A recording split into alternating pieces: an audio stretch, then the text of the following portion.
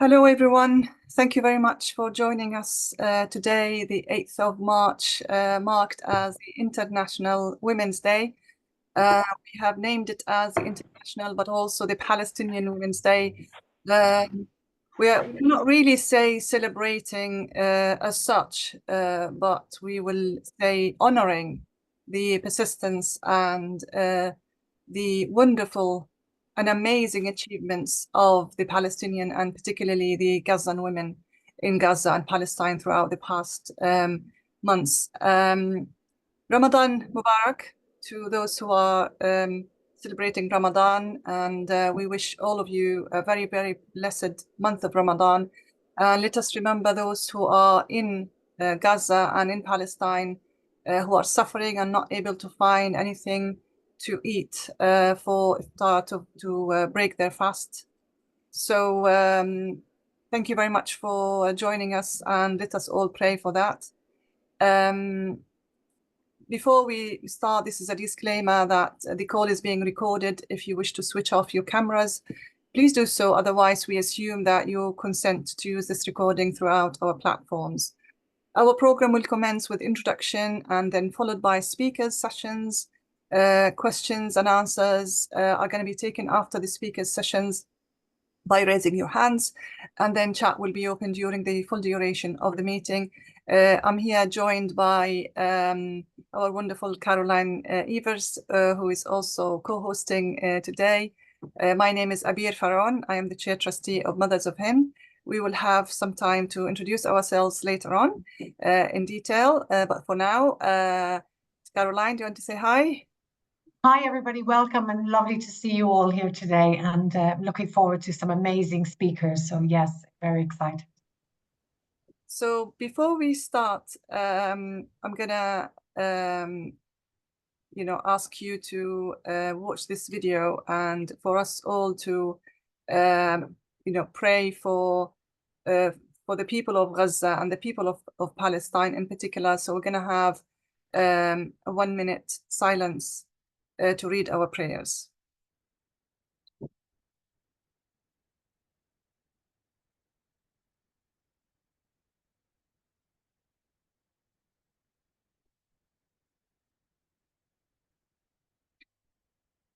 Thank you very much. We honor all the sacrifices and all those who have been martyred, and also the suffering of the injured in Palestine, and everyone who is supporting Palestine is in our prayers as well. Thank you. So today we are celebrating supposedly the International Women's Day. However, we also have some really, really difficult statistics. And these statistics say, according to the head of the government media office in Gaza, Salama Maroof, that 12,316 women in Gaza have been killed during the 15 months war on Gaza. The Women's Day coincides with the continuation of the Israeli siege and the prevention of aid, as women live in catastrophic humanitarian conditions and suffer from starvation and thirst. 2,000 women and girls are left with permanent disabilities and amputations. 13,901 women in Gaza were widowed. 17,000 mothers lost their children. 50,000 pregnant women lost their unborn babies. It's very easy for us to read these figures. These are not numbers. These are human beings who are suffering in Gaza. These are people who lost, women who sacrificed, and women who lost literally everything that is considered life. So yes, we say 13,000, 17,000, 2,000, 50,000, and these numbers, but each one of these numbers is a woman who suffered, and a soul who has been taken from this life, and a child who has his life been taken quite early in their lives. And today we say this is, yes, the International Women's Day, but also we need to remember and we need to put forward the Palestinian women on the agenda of every politician, every activist around the world, to support and to defend the rights of Muslim women, the right of Gazan women, and the right of the Palestinian women in particular. You have sent us quite a number of wishes for Gaza women. I'm not going to read all of them, but you said we pray for a peaceful Palestine. These are your own words. You said the women of Palestine have shown the world their humble love, respect, loyalty, and honor. You said we are with you and support you. You said for many years we are raising funds for women and the scholarships for women. And you said we have been involved in peace and justice groups in Oldham. You said we are raising the voices of women from Palestine to South Africa. So I am honoring as well your participations that you have sent us by your application forms. My name is Abir Faron. I am a Palestinian Jordanian. I lived in the UK for the past 26 years. I'm associate professor from working at Manchester Business School, Manchester Metropolitan University Business School. I have a PhD in change management and master's in operations management. My background is industrial engineering. I'm a consultant academic and I created a number of initiatives to support the Palestinian refugees, including ASIL, the Arab Center for Entrepreneurship, Innovation and Leadership. And I'm also chair trustee for youth and personal development charities here in Manchester.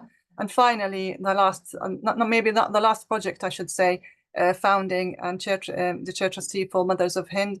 And I'm also a proud mother of three who are grown up now and really, really into working hard to get these projects into the ground and making some kind of impact on the land, on the ground. Caroline?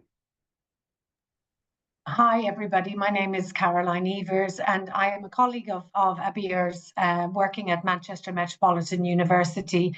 My area of business is consultancy and marketing. So I work with many levels of students within Manchester Metropolitan in undergrads, postgrads, etc., at degree apprenticeships. My area of research really has always been in gender equality within the workplace, helping women find their voice within the workplace, which is something I'm incredibly passionate about. So today is an extra special day for me and really means a lot. I've joined Mothers of Hind because of my connections with Palestine, but also I feel very strongly and passionate about working in solidarity with the Palestinian people to help them to put in place their plans for their future and to rebuild what we can and to help them to facilitate that as much as possible. And I'm working with an amazing group of women. So I'm really, really blessed and I'm delighted to be here today. Thank you very much, Caroline. I'm not sure if Emily with us, but would you like to quickly just introduce the other trustees, please, Caroline, if you can? Sure, no problem. Emily, I'm not sure if you are here, but I'll go for it. Dr. Emily, and I always struggle with her second name, Rauschenberger, so I did it. Hey, there you go. Is an education consultant with expertise in teaching, education, policy development, and networks, and schooling in context areas affected by crisis. She is currently working on a lot of projects that are integrated in what we are discussing today. So I know that's why she's very busy. She also has 5 children, and she is a very, very busy academic. She is a research fellow at the Queen Rania Foundation in Amman in Jordan, PhD at the University of Edinburgh, and did her postdoc at Manchester Metropolitan, where we are working. Originally from the United States, she's married to a Palestinian, and she was living with her 5 children in Gaza up to near the end of 2023 when they had to leave after having survived a month displaced and under indiscriminate bombing. I know from talking to herself and her daughter, they moved many, many times in those early days. They came back to work in the UK, and she is passionate about her work, obviously, because of such strong connection with the area. Next is Hajir Mohammed, and she's a consultant obstetrician and gynecologist. We are again blessed to have such amazing women working with us. She has a strong focus on global health, education, and women's health in low resource countries, and she has hands-on experience working in Sudan and working at a distance, supporting medical professionals working in the field there.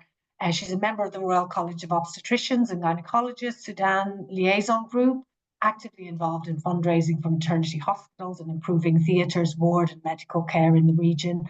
As I said, she provided online training and education for those obstetrics and gynecology teams, training during the war to support their career progression. You can see many different things here. I won't continue because we're flicking on to Fulla. Fulla is also a senior fellow at the Higher Education Academy, 20 years experience in Islamic and comparative education, expertise in decolonization, social justice, between education, Islam, cultural heritage. She's a research fellow at the Open University, leading the Algerian research project on the decolonization of education for peace in Africa. And she is a former leader of MA programs in Islamic Studies and Education at Birmingham University, experienced teaching in University of Bolton and Nottingham in the UK, published numerous journals and articles and book chapters on decolonization of education, Islamic education theory, and indigenous arts in peace building, and more on. And she continues to support us she will soon be be taking part in a conference in Qatar on behalf of Mothers of Hind. So she's continuing to do her work on decolonization and education. Thank you Do very we much. have one more? No, that's it. That's it. Thank you. I flicked by mistake, by the way, from my mouse, so it wasn't like on purpose. Thank you very much for that. Fulla is now in Qatar actually, and she's associate professor in Qatar, teaching there. So hopefully she will be joining us soon. Our executive committee, our wonderful team includes Sanjida, Noura, Fatma, Molly, Jabin, and Dana. I'm not sure if all of you are here, but Noura is also supporting us, and Fatma and Jabin and Fatma are helping us today in making sure that the meeting is organized and everything. And Molly is one of our speakers who will be introduced later on. Ruba, are you here? If Ruba is here, Ruba is our project coordinator in Gaza. Ruba, if you're here, if you can unmute, please. If you're not, I'm just going to introduce Ruba. She's an engineer. She is our coordinator in Gaza. She's working tirelessly to put together our projects in Gaza, and particularly around our education projects, the school projects actually. And she sent us this video. المدارس زي زمان بدنا نتعلم احنا والله قرفنا مرة بدنا نتعلم احنا بدنا مدارس ما تعلمناش من زمان قرفنا واحنا بالبعض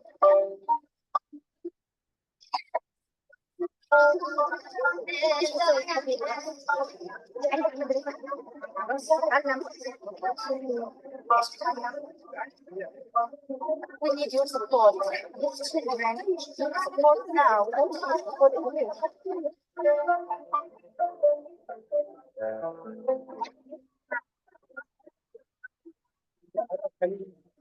I am Ruben Ford, a project coordinator at Mothers of Hind Foundation in Gaza.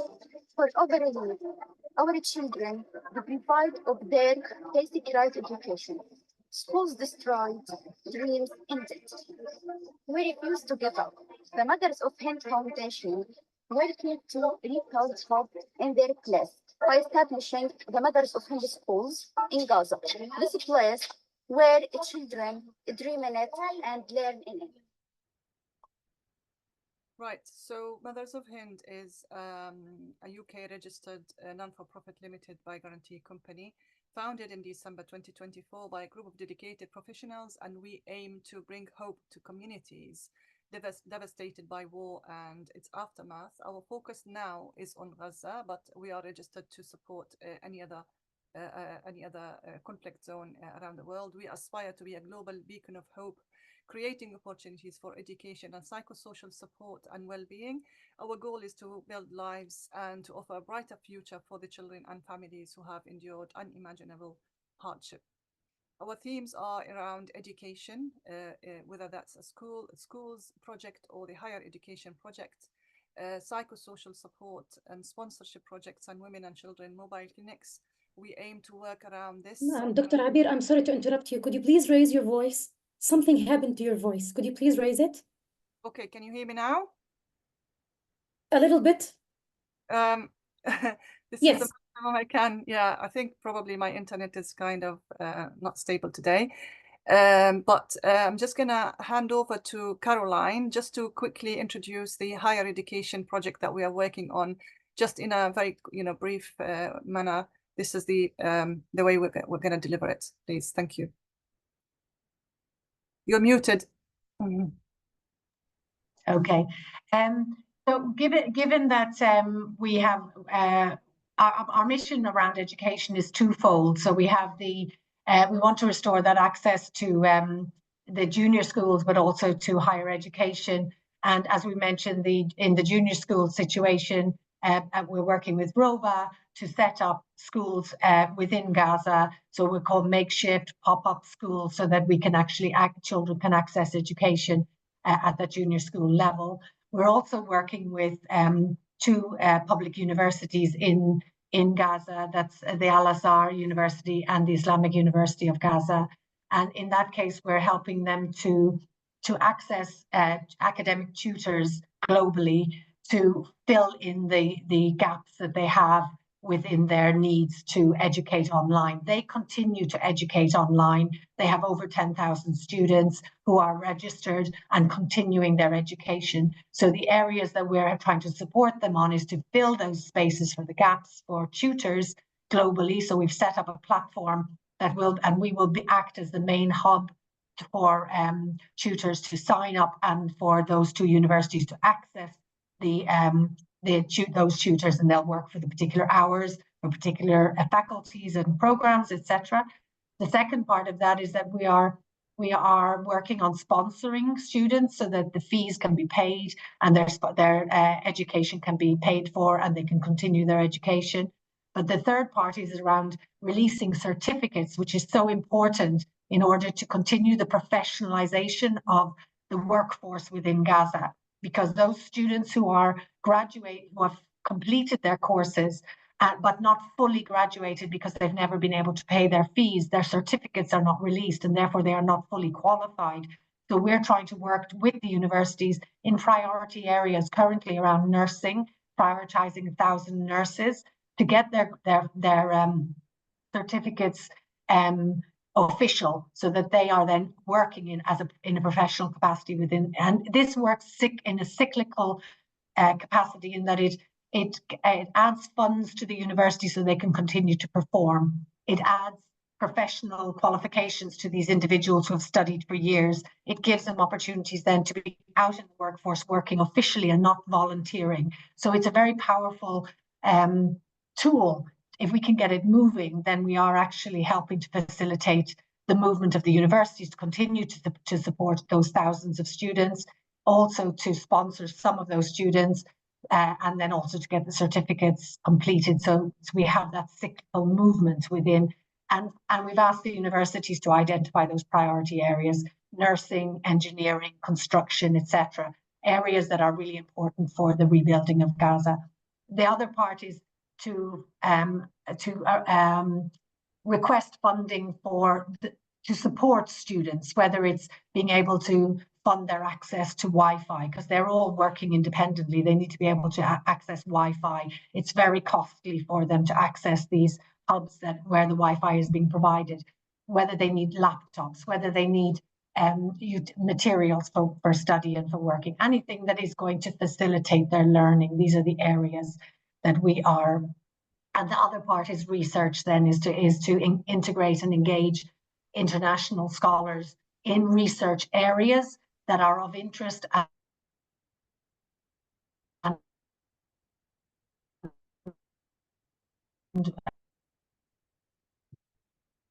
are aligned with the resilience board. Have I forgotten anything, Abir? No, I think that's mainly where. That's Okay, cool. absolutely wonderful. Thank you very much for that, Caroline. And we are now building a platform online on our website. So if you are interested in joining us, please let us know to volunteer to teach the universities. We are assessing at the moment the actual needs within each of these two universities and calling out for the actual module that we need for each of these university faculties and programs. So thank you very much for that. Our schools is a comprehensive offer support. So it's not just teaching and learning, but also psychosocial support for the students. And also we're going to have a nurse on board and meals and clothing for the students. So it's more of a comprehensive offer. And we are targeting at the moment, as you can see, the Gaza Strip is obviously composed of these 5 areas. We are particularly focusing on the first and second area where the actual, you know, the most of the demolition and the incredible damage that has happened in the north of Gaza and the Gaza city and the Nusayrat in particular. These are where we are focusing our projects. You know, we are trying to liaise and collaborate with other organizations who are on board and maybe revive. At the moment, we are trying to agree on reviving one of the centers to create our first school and also provide psychosocial support for the youth and in collaboration with the organizations on board. If you are in this area, please let us know so we can join forces and bring this into fruition. I'm going to move now to our speakers. Our first speaker is Dalal Badges. I ask Caroline to introduce her. I know, Caroline, you're reading this for the first time, so apologies, but I'm sure you're going to... That's absolutely fine. Dalal, very welcome, and we look forward to hearing from you. As it says, you're a faculty member and PhD candidate in sociology at Ibn Khaldun University, and non-residential research fellow at UC Berkeley, USA, a member of the International Sociological Association and the American Sociological Association. Authored 6 monographs, including The Role of Women in Muslim Civilization, Islamist Women in the Arab World, From Reaction to New Reality, The Role of Music in Political Socialization for Islamic Movements, and the Islamic Student Movement in Palestine, the Islamic Bloc as a Case Study. Excellent. Conference papers such as The Role of Women in the Islamic Movements in the Arab Spring, at the 29th Davos Conference, Erlanger University 2012, and The Violence Against Women as an Obstacle for a Change in the Arab World at the 4th Conference on Islamist and Democratic Governance in Tunisia, and that your research underscores a commitment to exploring resistance dynamics and political empowerment within the context of the Global South. I've read that, but I do look forward to hearing more from you, Dalal. So we're gonna thank you so much. Sorry, Dalal, apologies to interrupt. We're going to have 10 minutes for each speaker. So please welcome Dalal. Thank you very much for joining us, Dalal. I'm the one who would like to thank you very much, Mothers of Hind Initiative. First of all, Assalamu alaikum, everybody, and good evening. My name is Dalal Badges, as you had seen, and I'm a mother of 3 children, so I'm definitely aware of the circumstance that occurred with Hind and a lot of thousands of children in Gaza. In our project, in Tamkeen Foundation, our project, it was like women narratives of war, resilience, and resistance. We had contacted 6 different countries to understand the role of women or the narrative of women under very harsh circumstances, such as war and conflict areas. One of these areas were Bosnia, and Bosnia, to be honest with you, the Bosnian experience is very heartbreaking, but at the same time, it was very fruitful for the Palestinian let's say, institutions or associations in order to benefit from their experience. Why I'm saying it's very crucial and very important, although we had also witnessed like South African experience, Algerian experience, Kashmir experience, all of them were very, and Sudan experience, all of them were very fruitful. But the Bosnian experience were took my attention because nobody is talking about sexual violence in war areas and conflict zones. And their experience in this field is very, very important, very fruitful. First of all, like if we want to do a small introduction, Bosnian women's experience during the war were shaped by both suffering and resilience. In Sarajevo, the capital endured the longest siege in the modern history. That was before the Gaza siege. It was 1,425 days under a siege. In 1995, the Srebrenica genocide resulted in the murder of over 8,000 Bosniak men and boys. Between 20,000 and 50,000 women were subjected to war-related sexual violence. That's why it is very important experience to have a look at it.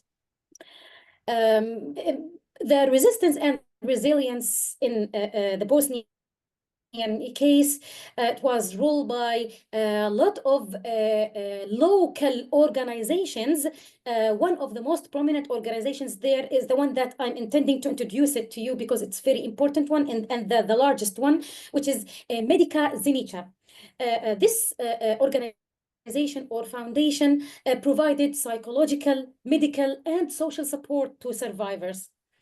A crucial achievement was securing a fatwa from the Islamic community, recognizing survivors as martyrs and ensuring acceptance for children born from war rape, which is very important for their case.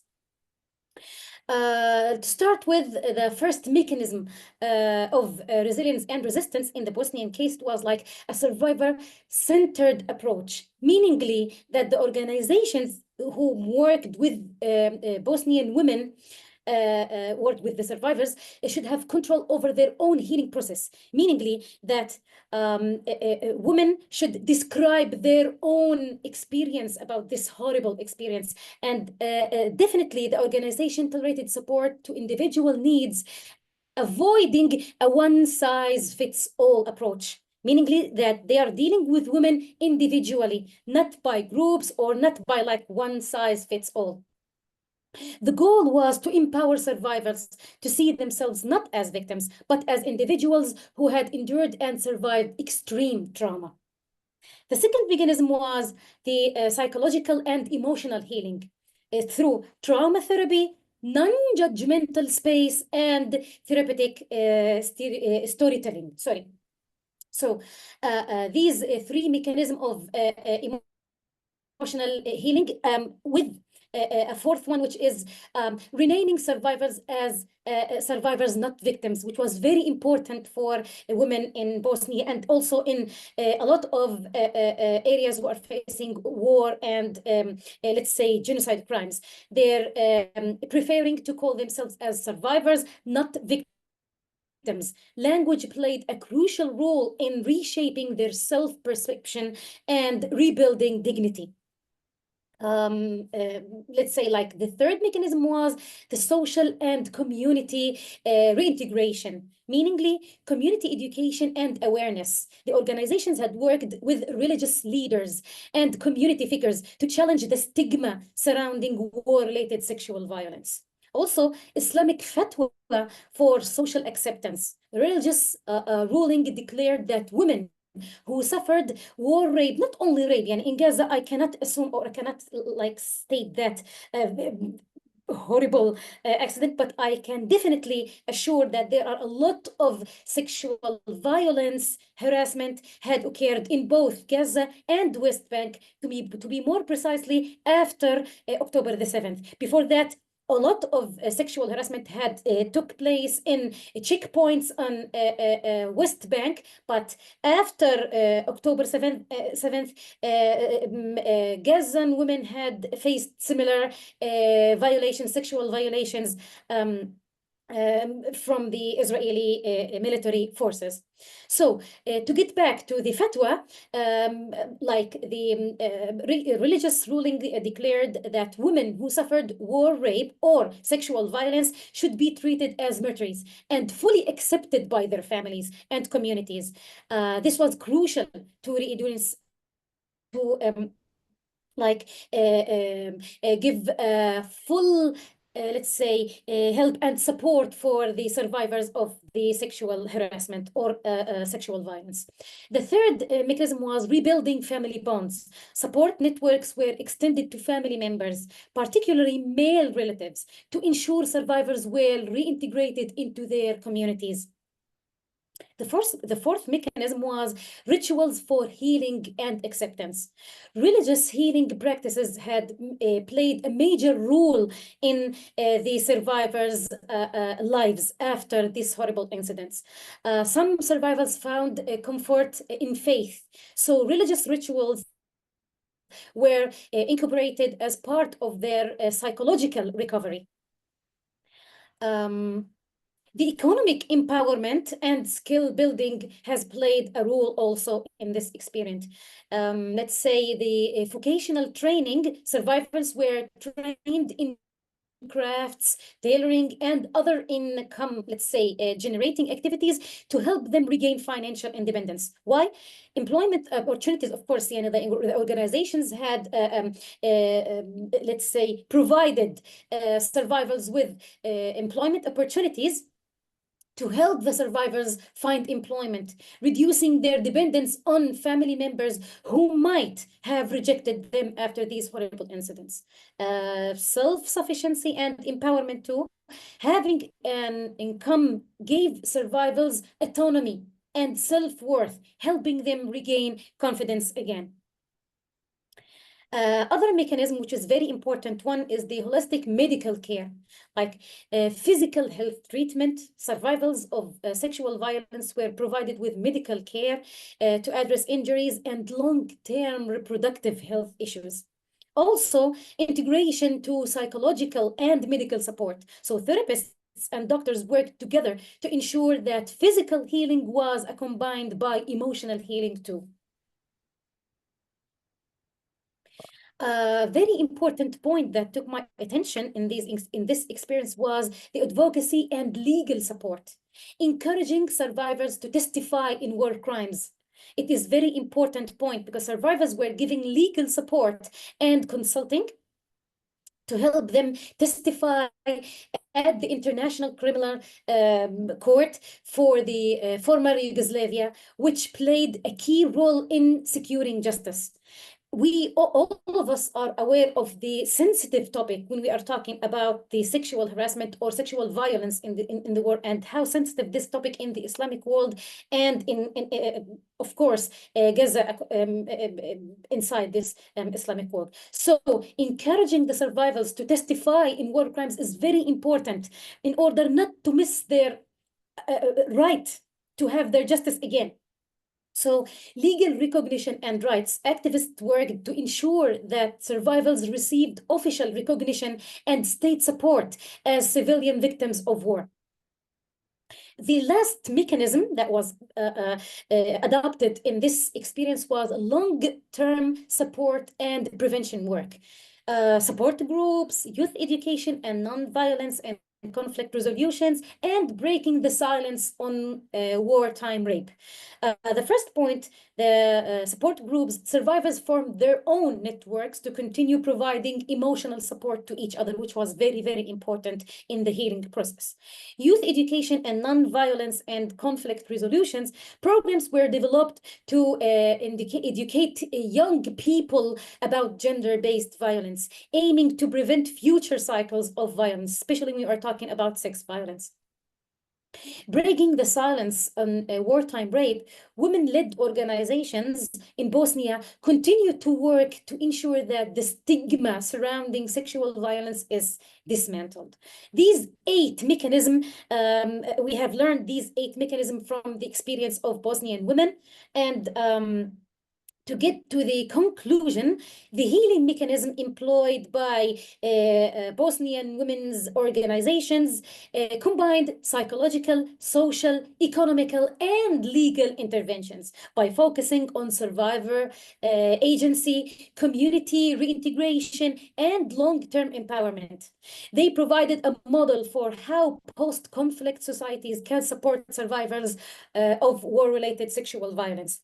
This is the, let's say, the summary of the Bosnian experience as I witnessed when we had introduced these organizations to our Palestinian groups. And I hope that we can talk more in depth about their experiences. And I also hope that we can introduce these organizations, especially Medica Zenica, to Mothers of Hind and any other organizations who are working on the ground in Gaza and also in West Bank to help women to get over their suffering from the violence, the sexual violence that took place in this horrible war. Thank you so much. And I'm looking forward to hearing your questions to enrich this, let's say, presentation about Bosnian experience.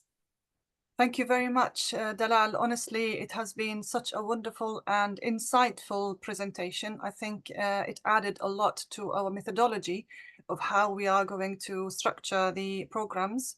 And I'm really looking forward, and I'm sure the trustees and executives and everyone here, we're looking forward to collaborating with your organization, Tamkeen, and hopefully supporting you, and maybe you also can support us in structuring our programs for the Gazan women. So thank you so much for coming over tonight, and hopefully we will definitely carry on together. Thank you very much, Dalal, for that. Thank you. Thank you so much, Mothers of Hind. It was very interesting.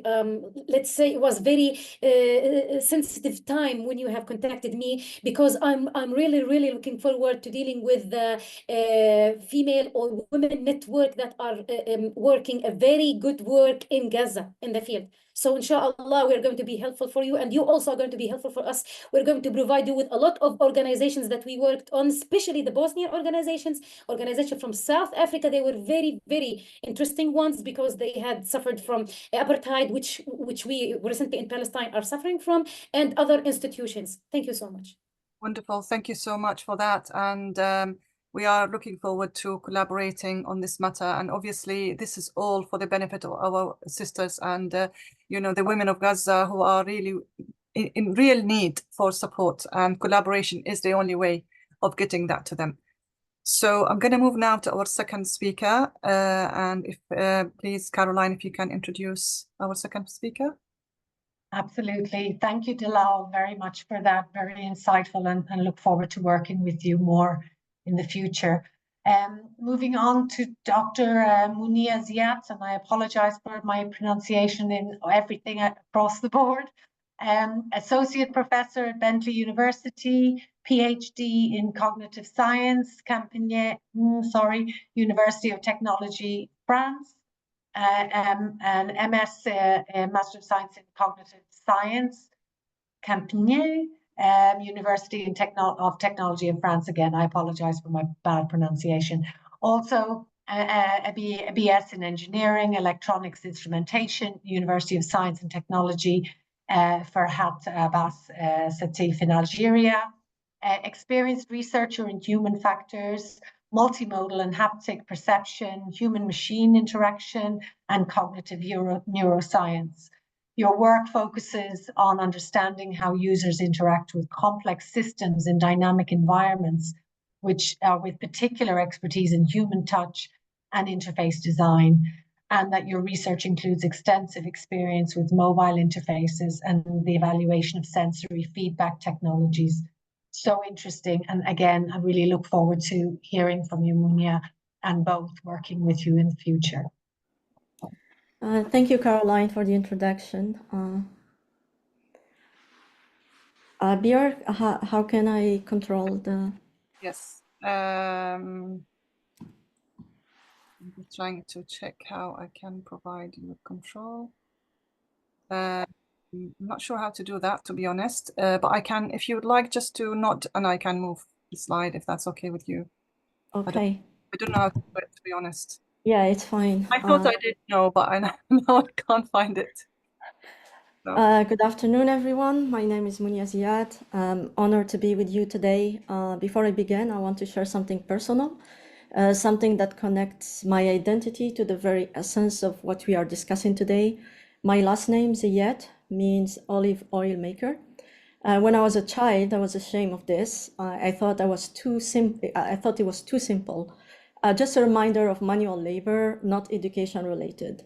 But Palestine taught me something different. Palestine taught me the true value of the olive tree. The olive tree is a resilience itself. It's deeply rooted in the land, standing strong for centuries despite storms, and even attempt to uproot it. It's a symbol of patience, endurance, and survival. No matter how many times it cut down, it grows back, just like the people of Palestine. Next, please.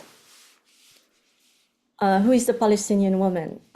I struggle with this one because I thought no one can speak about the Palestinian woman better than those who have witnessed her strength firsthand. I turn to my friend Hussam, who lives in Gaza. Hussam has lost 13 members of his family. Including his parents, brothers and sisters, his wife, and his children about a year ago. The Palestinian woman is like every other woman in the world, but with one difference. She carries the weight of an entire nation on her shoulder. Next, please. The Palestinian woman is not just a mother, a sister, a daughter, or a wife. She's the guardian of dignity, the bearer of resistance, and the pillar of her community. She's the one who gives birth to a generation who fought for justice, raised them with pride and resilience, and bid them farewell with heart full of love and pain. Next. She's the sister who stands side by side with the man of her family, not just as support, but as equal force in the struggle for dignity and right. She's the wife who sends her husband into an uncertain future, knowing he may not never return, and the mother who raised a child in the morning, only to bury another in the evening. Next, please. The Palestinian woman embodies extraordinary strength. She stands amidst destruction and rubble, declaring with her very presence that she's unshaken, that she belongs to the land as much as the olive trees that refuse to be uprooted. Next, please. Her endurance is in parallel. She carries the pain of losing her children, her husband, her home, but she doesn't crumble. Next, please. She stands forward, tending to the wounded, comforting the grieving, cooking over an open fire when there is no gas, creating meals out of nothing when food is scarce. She finds ways to survive, to adapt, and to keep her family alive, even in the most impossible conditions. The Palestinian woman is courage itself. She has faced tank with nothing but her voice. She has shielded her children with her body. She has endured imprisonment, exile, and daily humiliation, yet she stands tall and broken. She is hope. Despite everything, she continues to believe in a better tomorrow. She teaches her children about Palestine, not as a memory, but as a promise. She embroiders history into her traditional dress, preserving identity with every stitch. She sings songs of the homeland, tells stories of resilience, and assures that the spirit of Palestine is never forgotten.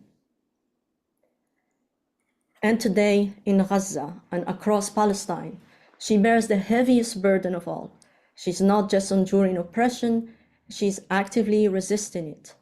In her existence, in her defiance, in her refusal to surrender, she becomes a living symbol of Palestine itself. So when we speak of the Palestinian cause, we must speak of her, because without her, there is no future. Without her, there is no Palestine. As I reflect on the Palestinian woman, I see my own history, my country's history, because I know these stories. I have heard them from my family, from my grandmothers, from those who lived through the struggle for Algeria's liberation. Their voices, their sacrifices, their resilience echoes in the stories of Palestinian women today. The Algerian woman knows what it means to fight for freedom. She too has endured occupation, massacres, and exile. She too has fought with whatever means she had. Sometimes with weapons, sometimes with words, sometimes with nothing but sheer resistance. So when I speak of Algerian women, I'm not telling a separate story, I'm continuing the same story, one of resistance, one of sacrifice, and one of unbreakable will. This slide shows you some of the brave women who fought for the Algeria liberation. Because those are well-known stories, next slide, please. I choose to talk about the women in my family. Every Algerian family story is different and similar, different in the details, but similar in standing in face of the occupation. Like Palestinian women, Algerian women face more than just occupation. Dalal talked about sexual violence. They were targeted, used as a battlefield of domination. Rape and sexual violence were weapons of war, meant to break family and humiliate entire communities. Tattoos, which once symbolized beauty, became shield of defiance. Women like my grandmother that you see on the right picture, on the right side, tattooed their faces to make themselves undesirable to the colonizer. A silent message, you will not take this from me, you will not break me. Tattoos are not the only way, can you go back to the previous slides? Sorry. They were not the only way for women to resist. Many women spent their days in front of prison, demanding the release of their sons, husbands, and brothers. The picture on the right, you see my great-grandmother was one of those women. Here, she's with a journalist who came to interview her because of her determination. She refused to accept injustice, and she refused to give up. She spent days and days outside the prison gate, day after day, demanding the young Algerian men taken without cause to be freed. She did not stop until they walked out. Next, please. In 1961, in the heart of Paris, Algerian marching for independence were thrown into the Seine River, and between 200 and 300 were killed. Many more were arrested, including children. Algerian women who were in exile in France start organizing demonstration, and here my grandmother, who you see holding the banner and raising her fist, demand justice for the release of the prisoners. And women fought in different ways, not just with protest, but with sacrifice. Before independence, very native Algerian women could read or write. This was not by accident, but it was by design. Under the French rule, Arabic and Islamic education were banned from the Algerian people. So this was a way to erase our language, our history, and our culture. This was part of colonization. And my grandmother that you see on the right with her 3 daughters refused to accept that. She never had the chance to go to school. And she carries this like a wound. She knew the weight of being denied knowledge. So she made sure her daughters would not endure the same fate. She sold her gold to send her firstborn daughter to school. Because for Algerian women, education was not just about learning, it was an act of resistance. Next, please. And her sacrifice was not in vain. All her 4 daughters built career for themselves. Her eldest that you see on the picture with the gray top, and she's also she became an active member of the Union of Women of Algeria. You see her on this picture, completely on the right, with at the largest Congress of the Union, with President Boumediene himself in attendance, and she's just and you can see. At that time, Prime Minister who became President Abdel Aziz Bouteflika, she's just behind him. So here also you see her as a teenager with my 2 aunts and my mom, and my aunt Fatima Zohra, which I'm going to talk about in a second. Next, please. So all my aunts on both sides of the family carries the struggle forward. They studied at night. After long days, they built better lives, not just for themselves, but for their children. This is my late aunt Fatima Zohra, who dedicated her life to the very topic we're discussing today. She became a researcher of women's rights, writing books and articles about Algerian women, documenting their struggle, their sacrifice, their resilience. She ensured that their stories will never be forgotten. And next, please.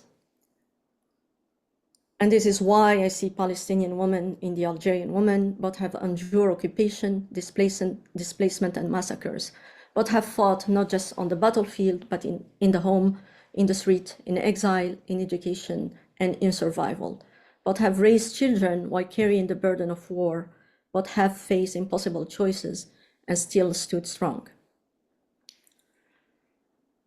The struggle of Leila Khaled, Shireen Abu Aqla, and Khalida Jarrar mirror those of Jamila Abu Hirat, Jamila Abu Pasha, and Zohra Drif. The grief of a mother in Gaza today is not different from the grief of an Algerian mother who lost her child to colonization. Next, please. This is why the bond between Algeria and Palestine is more than political. It is personal, it is in our history, in our pain, and in our unbreakable will. Algeria women fought and they won. They carried their nation through its darkest time and emerged, not just as survivors, but as architects of a new future. Palestinian women are doing the same today. Their fight is not over, but their spirit, like the Algerian spirit, will not be broken. And just as Algeria eventually reclaimed its freedom, Palestine too will see justice and freedom. Because women, whether in Algeria, in Palestine, or anywhere in the world, are not just bystanders in history, they are history, they make history, and they will continue to shape the future. Thank you. Incredible, amazing. Thank you so much. Yeah, this was so wonderful, honestly. You honestly brought us to tears. It was so good. Thank you so much for that, Munia. Lucky enough, we have one of our trustees is also Algerian. Her name is Fulla. She is also very passionate about the support that Algerians are, delivering to Palestine. She wanted to say a few words as well. Are you here, Fulla? Yes, Habir, I'm here. First, I would like to thank Dr. Munia. Thank you so much for this insightful and inspiring presentation.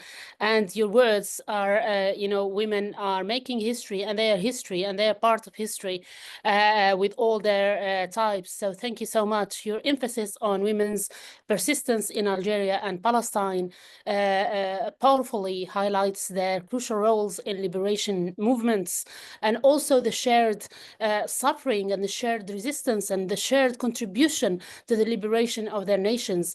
Building upon your important contribution, I would briefly like to reflect on a point that you've mentioned on the war against identity, the authentic identity of people, and the broader principle of inclusive historical representation, drawing upon Fanon's insights. Fanon alerts us to the ways colonial narratives intentionally shaped and selectively portrayed the identities of the colonized, particularly, for example, in the case of Algerian women, often framing unveiled women as symbols of supposed progress, while marginalizing or rendering invisible the grassroots contributions of veiled Algerian women during the war. We have different, the grassroots women who are never been to school before, but they are on day-to-day defending their country. Those women who often wore for example, you find them wearing the conservative black malaya, or white haik dresses, or face coverings during pre-independence, were pivotal in sustaining day-to-day resistance across the country, community support and mobilization efforts. Yet their stories were frequently erased by colonial or Orientalist perspectives and Orientalist narratives. Recognizing this, I believe it is essential for us as scholars and educators to continuously strive toward inclusive representation of all women, whether in Algeria or whether in Palestine or whether in any other oppressed nation. Doing so helps resist historical erasure and honors the full diversity of contributions made by women from all walks of life in liberation struggles. This commitment ensures we reclaim and preserve histories authentically in their richness and diversity. And as you've mentioned, some women important and playing key roles. As an Algerian woman here, I am one of that history of genocide in Galma, my city Galma, where Galma and Stif and Kharata, 3 cities, around 45,000 people were killed in around May 1945, post the Second World War. One of those victims was my granddad. And then I've heard so much stories in tears of my grandmother, how she suffered to look after 5 orphans, where the man is not there. Their land was taken by settlers, and so it's similar, that kind of stories, and to bring them and just to keep their lives and to put the food on the table. That was a struggle for those women, to look forward. Or also my grandma from my mother's side, and how she used to feed and look after those who are active for the liberation of Algeria. So in every Algerian home, you will find this type of stories, which are also you find them now echoing in Gaza in a more challenging and fierce genocide. So that's why we need to kind of see these contributions of all women, all walks of life in liberation struggles. Once again, thank you for highlighting such important issues and fostering this valuable discussion. Thank you so much, Dr. Munia. Thank you to all of you. Honestly, thank you very much. I'm just conscious of the time, and we still have 2 more speakers. So I'm just going to move forward. This was for Munia, the last slide. Do you want to comment on this one, Munia? Just like a picture of hope, a couple in Gaza. So hopefully this will be their daily life. Thank you. Thank you very much for that. Okay, I'm going to move now to our 3rd speaker, who is Fatima Hamouda, who is part of Mothers of Hind organization. You can see her here. This is her house in Gaza when she returned from the south to the north. This is how she found it. You can see her raising, her hand, and this is her as well with her children. I'm not sure if Fatima is here with us, but she also sent us these videos just in case, because of the internet is not really, as you are aware, we kind of tried to get the message through the video just in case she's unable to join us. So I'm going to play the video, and if she's here, she might say salam. عليكم ورحمة الله. معكم السيدة فاطمة حمودة من محافظة شمال قطاع غزة، تحديدا من مدينة بيت لاهيا فلسطين. في اليوم 8 من آذار، في يوم المرأة العالمي، نحن نساء فلسطين كنا نعم الزوجة ونعم السند ونعم الأخت ونعم المرأة العاملة. لقد طبقنا مصطلح strong independent woman بكل معاييره وحذافيره. بعد عام و4 شهور من بدء الحرب على قطاع غزة، مررنا بالموت كثيرا لكننا لم نمت. في كل مرة كنا ننجو برحمة الله وفضله. أنا اليوم أحدثكم هنا من على ركام منزلي. هذا المنزل الذي كان يتكون من 4 طوابق. لقد حاولنا أن نصمد ونصمد. أنا أم ل4 أطفال، سيدة عاملة، واجهت كل معاني الخوف والموت. لم أستسلم ولم أعرف لليأس طريق. في عز الحرب وفي أسوأ الحالات حاولت مرارا وتكرارا بأن أبقى قوية، ليس لأجلي، لأجل عائلتي ولأجل أسرتي، لأجل وطني. دافعت وصمت على قدر الإمكان. لم يتوقف الأمر إلى هنا. عملت وبدأت بمشروع صغير وهو عبارة عن خيمتين تعليميتين في الوقت الذي لم يكن فيه هناك أي تعليم أو أي مسيرة تعليمية، وتوقف التعليم بالكامل.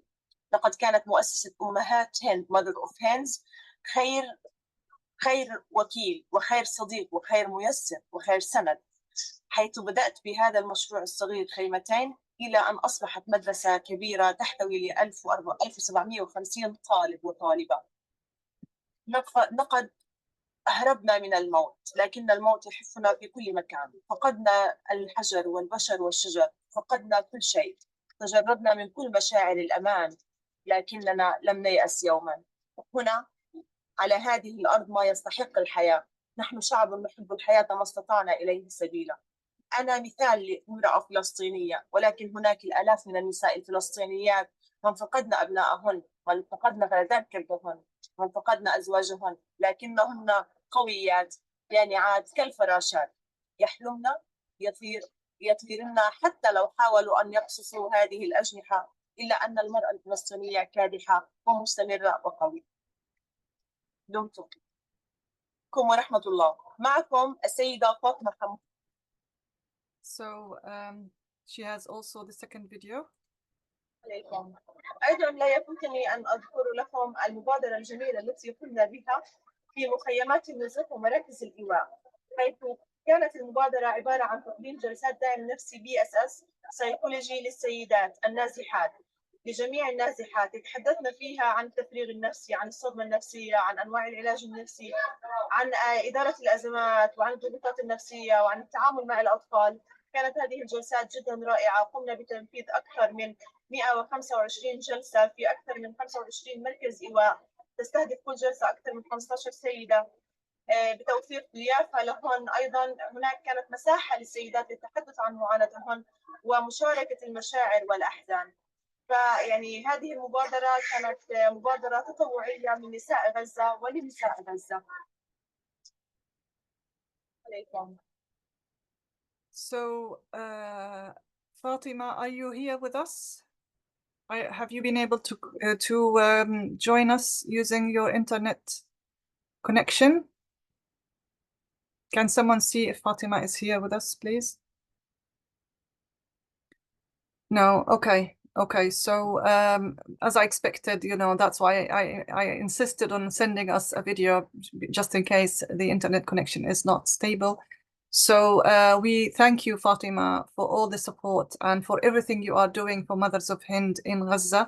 And we are looking forward to supporting you more and more, and hopefully building up the schools for Mothers of Hind in Gaza. I'm not sure if Ruba Al-Hur is here with us. But Fatima is also linked with a lady who is an engineer. Sorry, this is Fatima delivering her sessions in Gaza.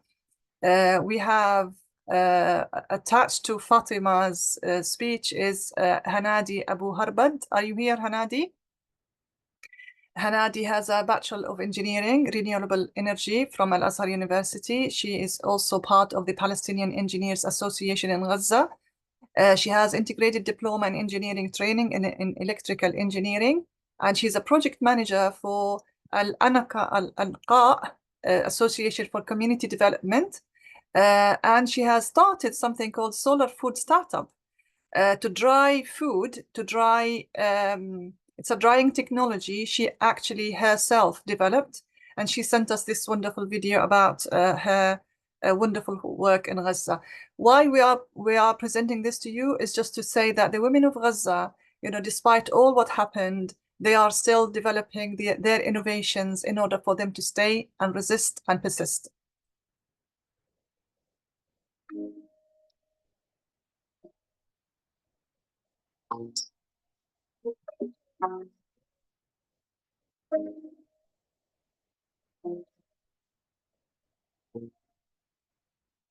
مشروع سولار فود بيعتمد على تجفيف المنتجات الغذائية سواء كانت فواكه أو خضروات أو أعشاب باستخدام نوع تكنولوجيا حديث. التكنولوجيا هاي بتعتمد على تصميم جهاز مجفف شمسي هوائي. هذا المجفف بيعمل على مصدرين من الطاقة. المصدر الأول هو الطاقة الشمسية، والمصدر الثاني هو بنحكي عنه نظام المضخة الحرارية. هذا الجهاز اللي صنعته بقطاع غزة بالإمكانيات المتواجدة عندنا في السوق المحلي. طبعا هذا هو المجمع الشمسي الهوائي اللي بيشتغل على الطاقة الشمسية، بيعمل على امتصاص الطاقة الشمسية في النهار، فبيعمل على تجفيف المنتجات الغذائية الموجودة داخل الجهاز. طبعا الجهاز بتكون من مصدرين، المصدر هذا هو السخان الشمسي الهواء، المصدر الثاني هو المضخة الحرارية. أنا مع المصدرين هدول بوفر الطاقة 24 ساعة للمنتجات الغذائية، بحيث إنها تكون مجففة بأعلى جودة بأعلى كفاءة وتكون بأقل التكاليف، وبنوفر الطاقة، بالتالي بتكون الأسعار مناسبة عندنا في السوق المحلي ومنافسة للأسعار المستوردة من المنتجات الغذائية.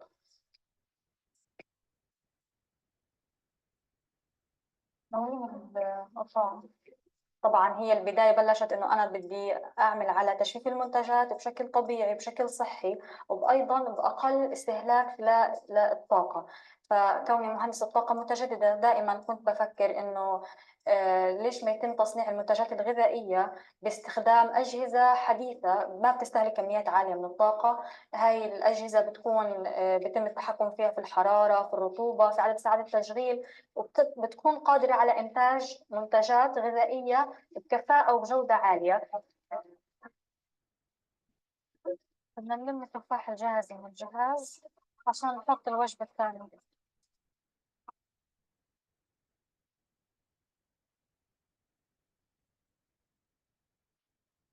طبعا احنا في وسط التغير المناخي الكبير اللي بيصير والعوامل الجوية المختلفة، فكرة دمج مصدرين للطاقة بحيث انه نرفع الكفاءة، هذا الاشي بيعمل على تقليل استهلاك الطاقة اللازمة لتجفيف المنتجات. انا من خلال مشروعي عملت على دمج مصدرين للطاقة بهدف باني ارفع عملية التجفيف بنفس الوقت تكون الطاقة المستهلكة أقل من بيتم استهلاكها في الأجهزة الأخرى المستخدمة لعملية التجفيف.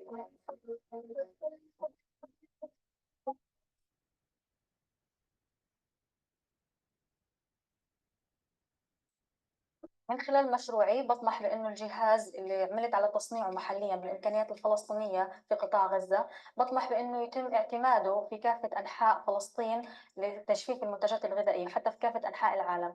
لأنه احنا بنعرف اليوم أنه في طلب عالي على الطاقة والتوجه لتكنولوجيا صديقة للبيئة مستدامة تعمل على تقليل استهلاك ثاني أكسيد الكربون أو تقليل استهلاك الطاقة. هذا بيؤدي من الحفاظ على بيعمل على الحفاظ على البيئة والمناخ وبيقلل من وجود المواد السامة والضارة في البيئة.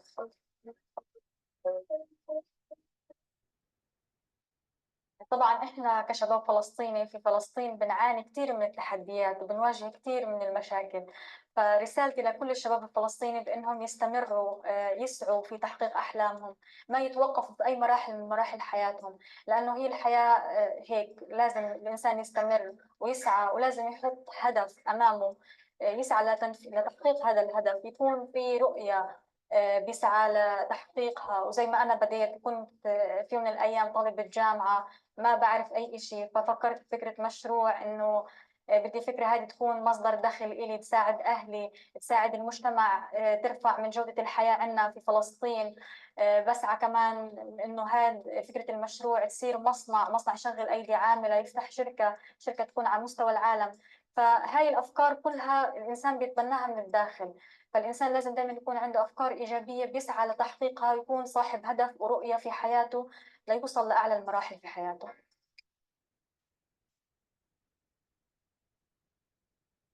I think you probably all share with me that this was amazing. Are you here with us, Hanadi? Hanadi, are you with us? I believe you have. Can you check Caroline if she is with us? Hanadi? Okay. Actually, it's iftar time in Palestine, so I don't blame them that they are, they have disappeared because she joined, and maybe I should have asked them to speak earlier, which was my mistake. So, but we are looking forward to create links with Hanadi and hopefully support her, because Mothers of Hind is also committed to sustainability, and we really would like to bring sustainability as well and sustainable projects in Gaza.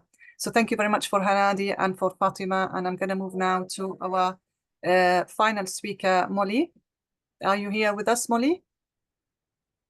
Do you want to say something, Caroline, about Molly? Just a quick one.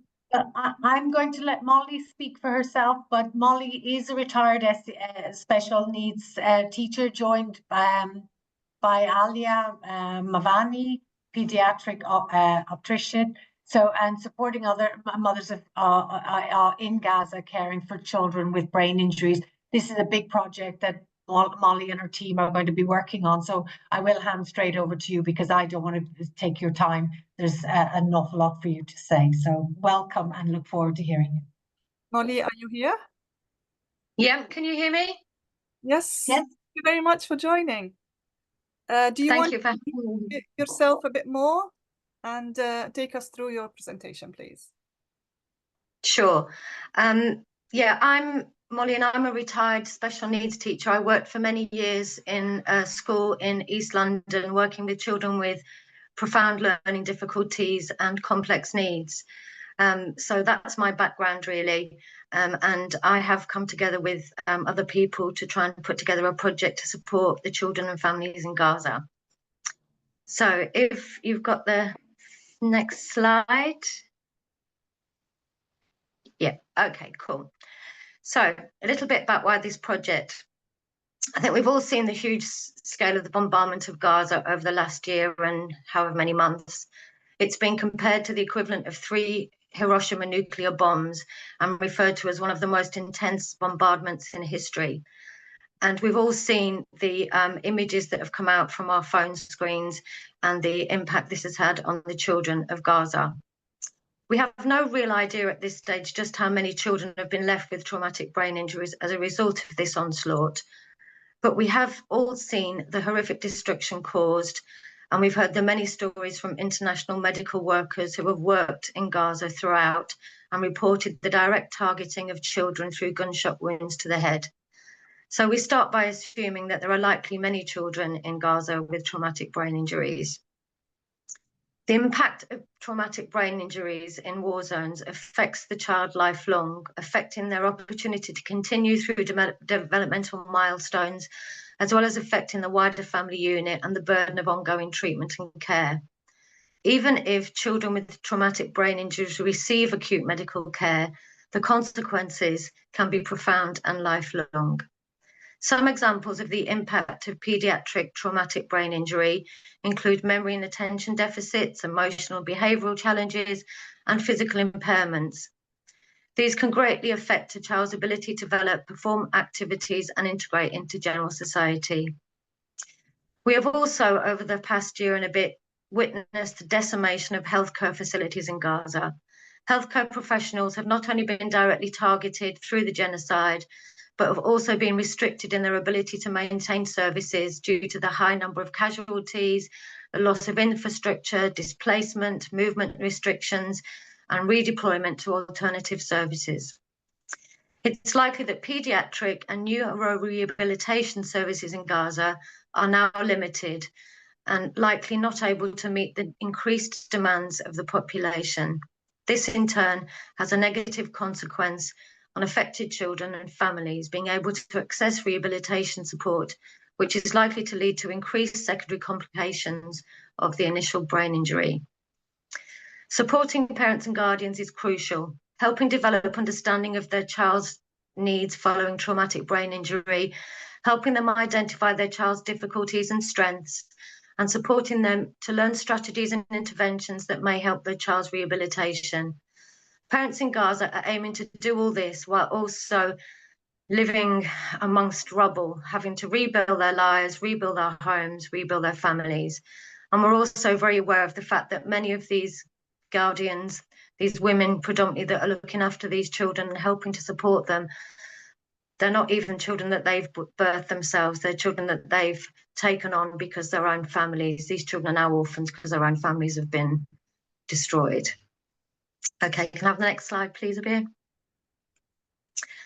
Okay, I love this saying because it exactly describes how Hind's advisory therapy service came into being.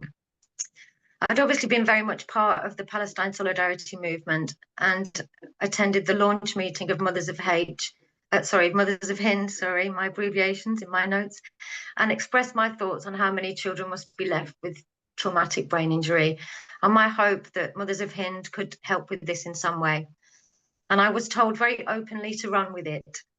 So I then reached out through friends to the wider Palestine Solidarity movement among healthcare workers, and the response has been truly inspirational. In under 3 weeks, we have grown to a team of professionals all committed to the supporting of children and their families, and we have developed a proposed programme for support for children in Gaza with traumatic brain injury. Next slide.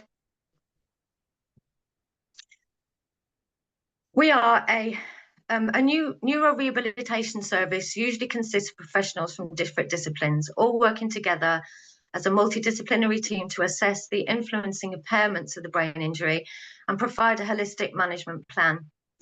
Therefore, a wide group of professionals from paediatric and neurology backgrounds have volunteered their expertise to the project. We aim to provide remote advice and resources to families of children experiencing brain injury from professionals with experience in this field, from the disciplines of physiotherapy, occupational therapy, speech and language therapy, child psychology, and education. We expect our team will continue to grow as the project develops. We'll also be working with a coordinator on the ground who will help to disseminate our service and identify children and families who would benefit from it. And I'd now like to hand over to my team member, Aliyah, who's going to talk directly as a therapist to exactly what we're hoping to offer to families in Gaza. Thank you. Aliyah, over to you. Thank you, Molly. Good afternoon and salam alaikum. Peace be upon you all. My name is Aliyah Mavani. I'm a neonatal and pediatric occupational therapist. I've been an occupational therapist for nearly 20 years now. 8 years of this has been working with children with complex needs. I'm truly humbled to be here today, especially on this auspicious International Women's Day, to support and stand alongside this incredible organisation. And after hearing the speakers and after hearing Dr. Abir, I'm just truly, truly humbled and privileged to be here. After months of bearing witness to this horrific genocide, pain and suffering, experiences beyond my wildest comprehension, and then standing in solidarity with strangers and loved ones feeling helpless, I am truly grateful for the opportunity to be here to make a meaningful difference.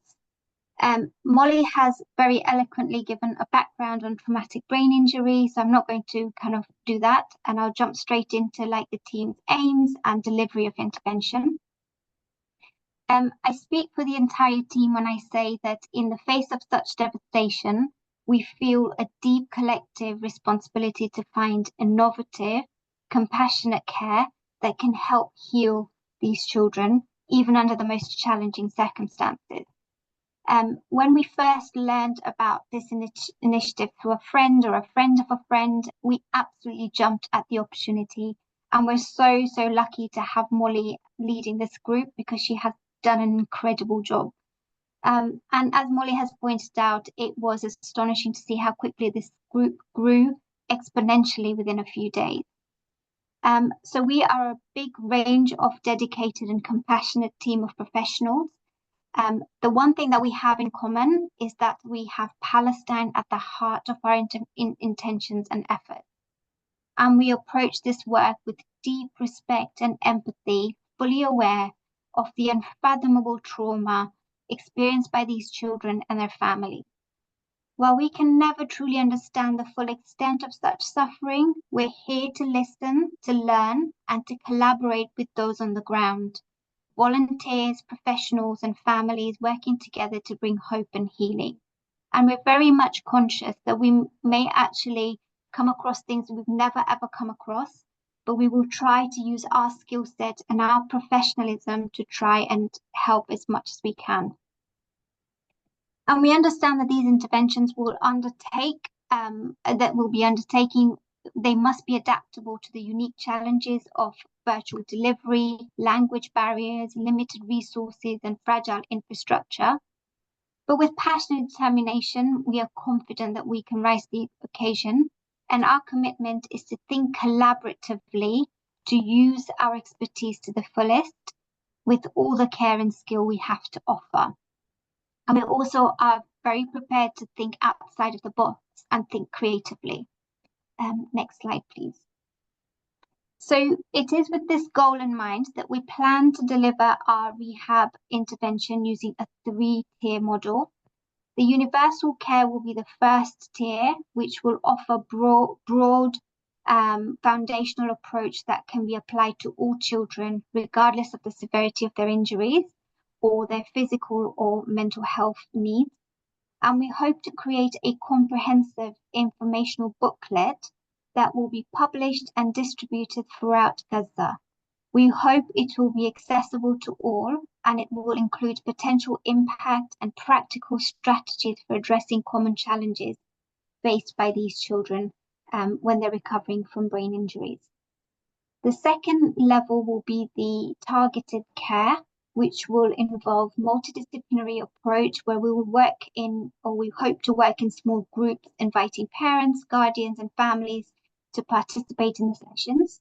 And these sessions will focus on common difficulties experienced by children and providing interventions that are tailored to their specific needs across the therapeutic disciplines.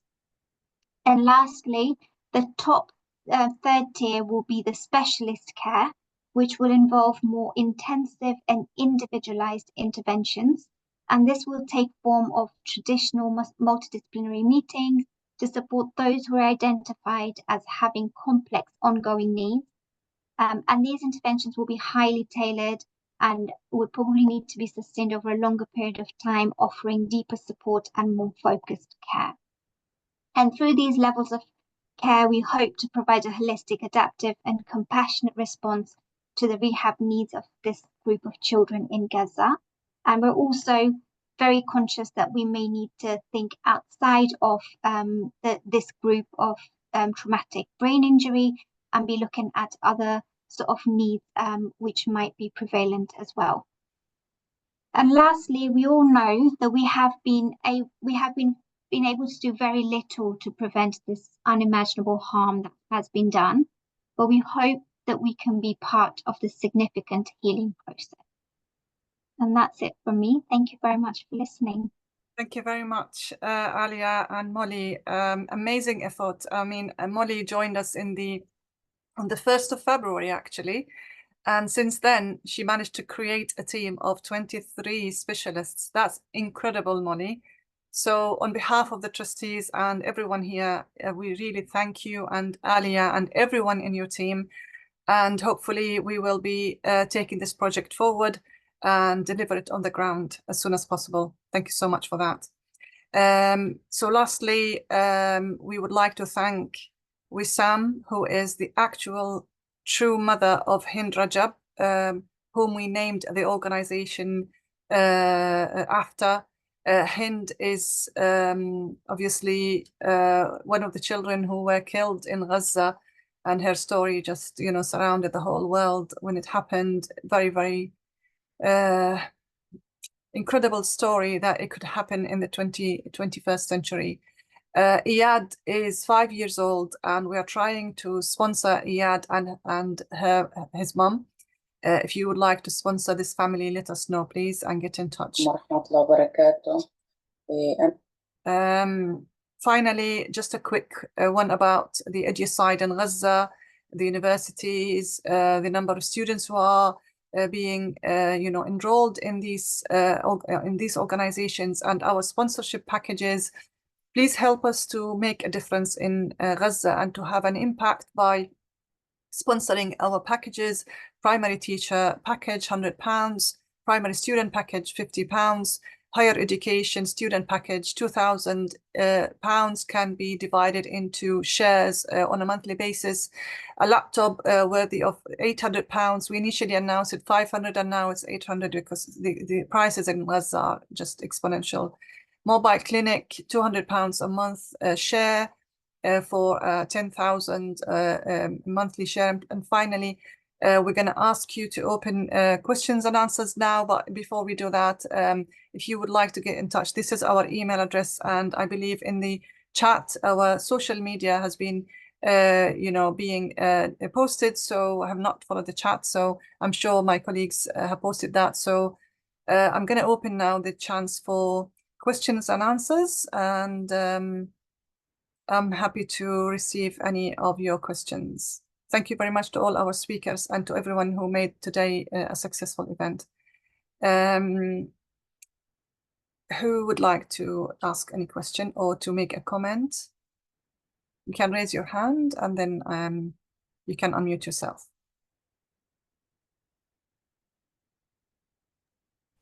Somebody in the chat has asked, is the link to register as a higher education teacher available?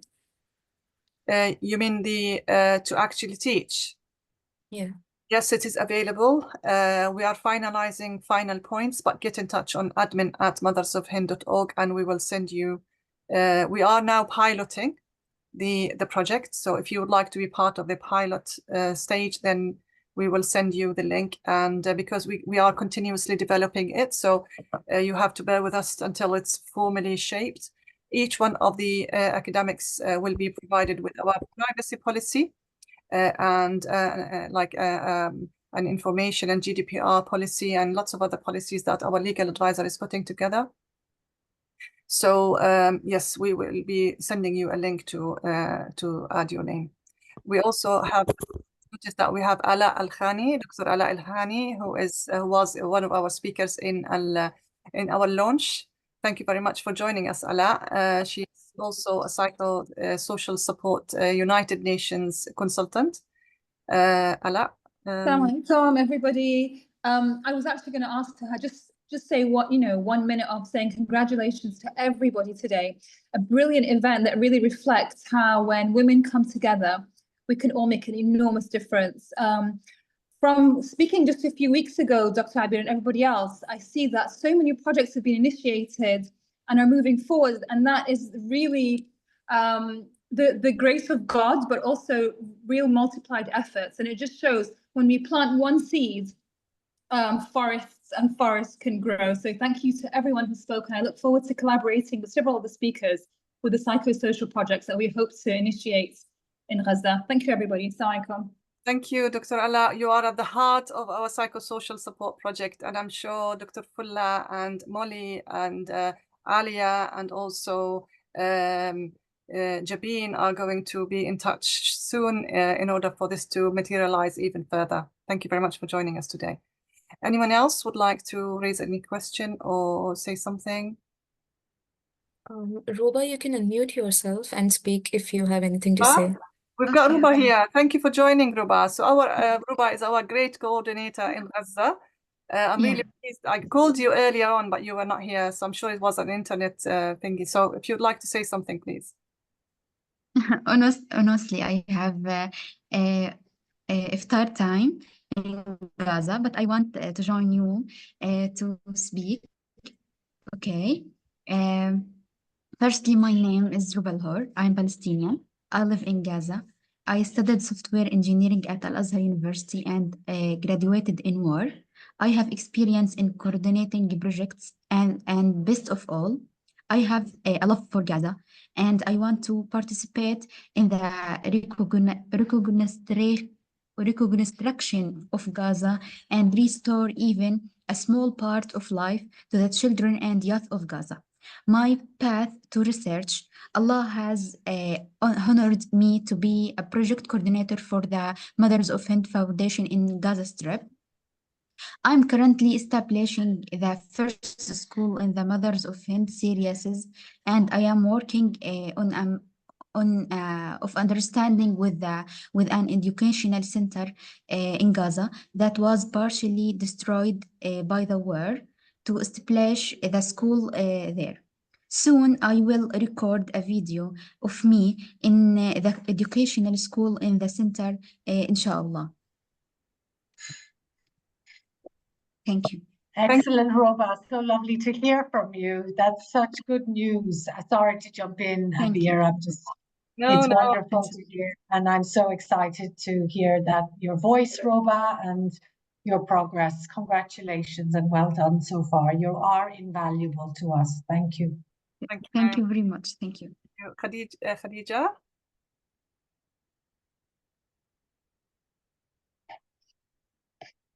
Khadija, do you want to say something? You raised your hand. Yeah, thank you. Can you hear me well? Yes. Yes. Yeah.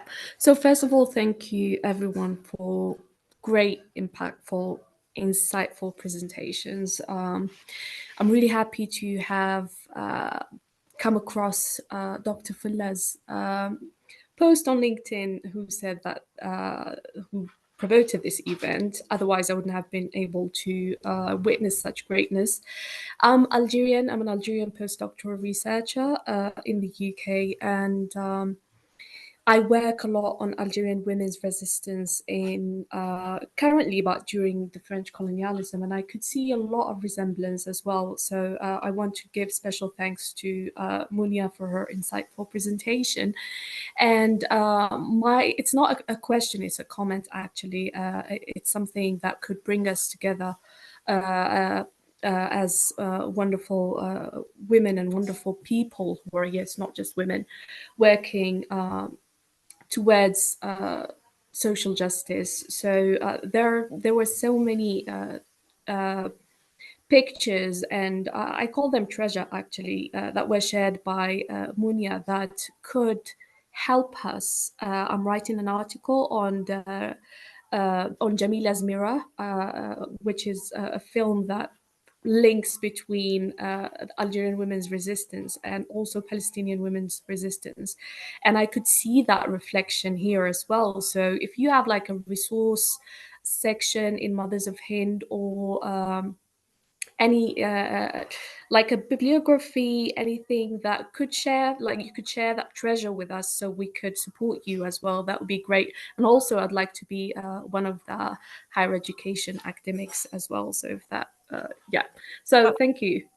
Thank you very much for that, Khadija. I'm sure Jabin and the team are going to put that note that you are interested in joining us. And yes, we are going to create a resource page on our website, but we have to be mindful of all of the photos rights and copyright issues and stuff like that. So we have to make sure that everything is according to the copyright law. I'm just conscious of the time. I just wanted to update you that there are other projects that we have not mentioned today. One of them is Story Time for Gaza.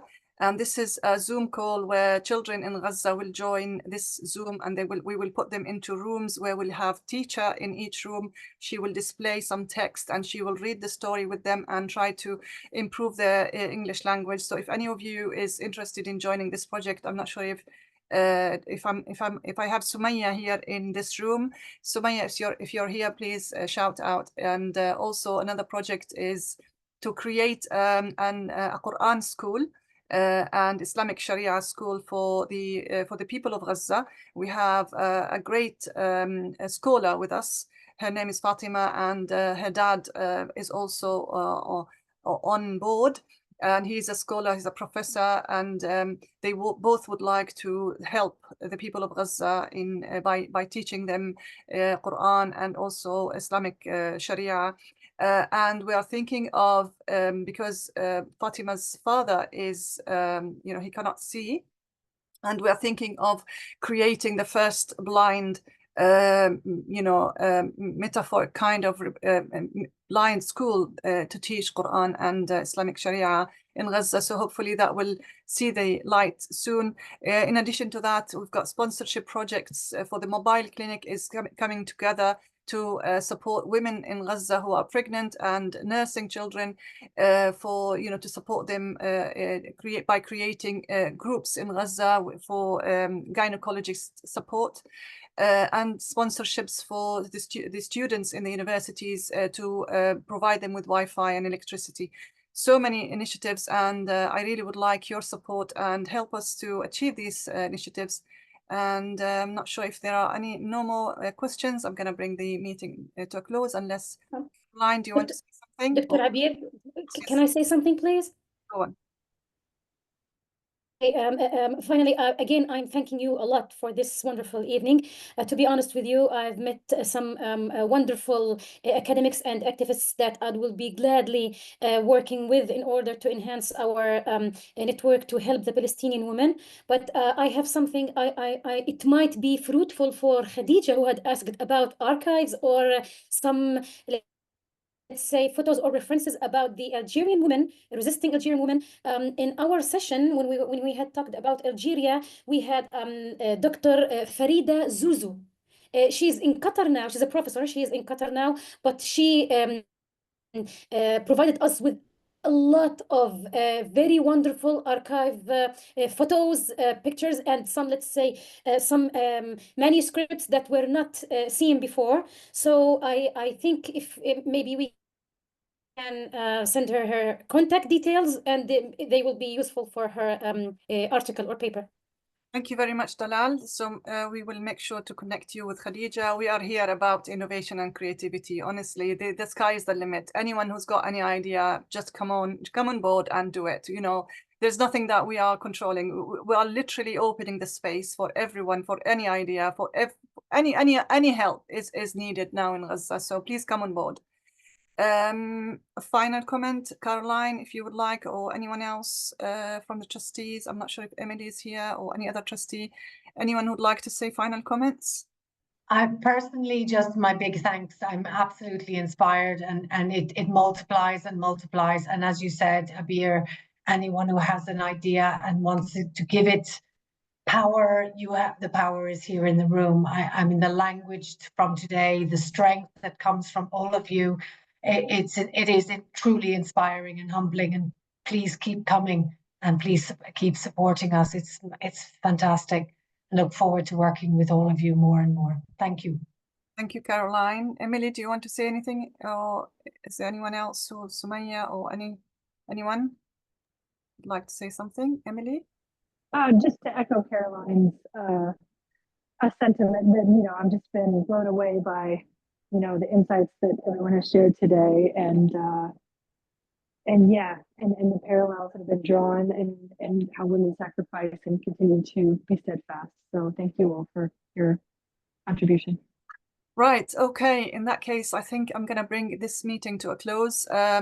I wish all of you the best of all, and let us send our prayers and wishes to the women of Gaza who have been who have shown the whole world the unimaginable ability to have their resistance and persistence. So we are all supporting them. We will put hands together. We are an open space for any idea that is going to support the people of Palestine, particularly women in Gaza. And come on board. This project is exponentially just getting bigger and bigger.